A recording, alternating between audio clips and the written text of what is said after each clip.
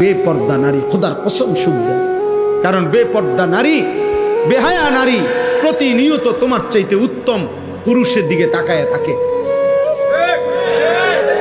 যেই নারী টেলিভিশনের নায়করা দেখে, যেই মহিলা ঘরে বসে বসে টেলিভিশনে অন্য পুরুষ দেখে, ওই এ বেডির জামাইরে কেমনে পছন্দ করবো, কারণ এ বেডির জামাই চাইতে তো ওইটা তো আরো বেশি সুন্দর।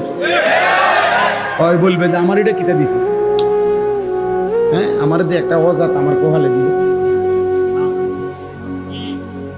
বলেন আমার দিছে কিটা একটা আড্ডি ধরাইয়া, আর এই বেটা দেখো কি সুন্দর।